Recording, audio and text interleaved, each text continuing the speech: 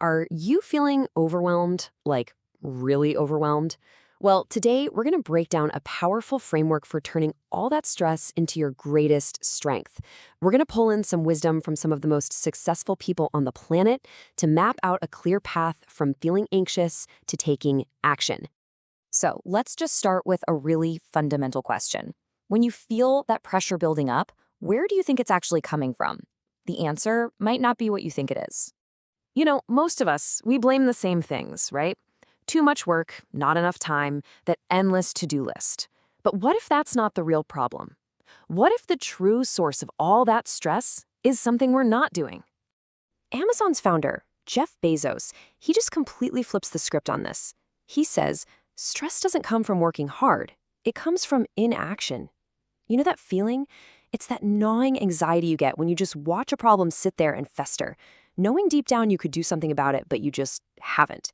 It's about losing that sense of control. So if inaction is the poison, well, then action has to be the antidote. The solution is actually pretty simple, even if it's not always easy. It's all about shifting from just passively worrying to actively solving.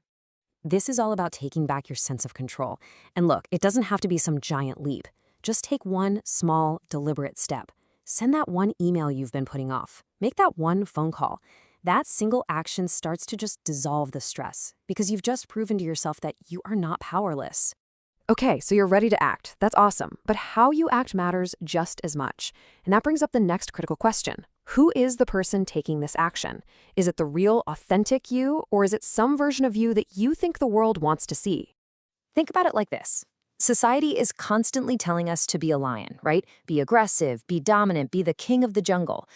But what if, deep down, your nature is a little more like a panda? Are you going to waste all your energy trying to roar when you were actually built for a completely different kind of strength? This reminds me of that brilliant moment from Ted Lasso. When Jamie Tardis asked if he's a lion or a panda, he just says, "I'm me." See, the goal isn't to be a better lion or a better panda. It's to be the absolute best version of yourself. That right there is real strength. And this isn't just some feel-good idea. It's a literal biological fact.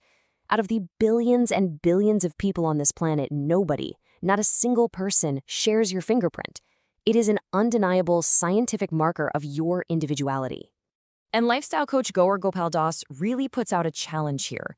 He basically asks, if nature went to all the trouble to make you fundamentally one of a kind, why would you spend your life trying to copy somebody else's imprint? The most powerful things you can do are the things that are authentically, uniquely yours. All right, so you're taking proactive, authentic action. But let's be real. Being authentic means being vulnerable.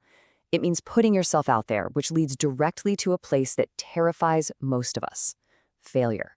What happens when you try and it just doesn't work out? But here's the thing about taking action.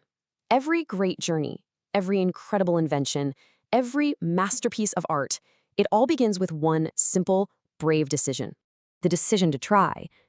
And if you are trying anything worthwhile, anything that pushes your own boundaries, failure isn't just a possibility, it's a guarantee. It's just part of the process. So the goal isn't to somehow magically avoid failure. No way. It's to embrace it. It's about living that famous line from the writer Samuel Beckett: fail again, fail better. Every single failure is just data. Every setback is a lesson. You just keep trying, and with every attempt, you fail a little bit better, a little bit smarter, until one day, you don't fail at all. So you're taking action, you're being your authentic self, and you're learning from failure. You have all the pieces. But now comes the final test, the ultimate challenge: endurance. Alibaba founder Jack Ma gives us this incredible timeline for what persistence actually looks like.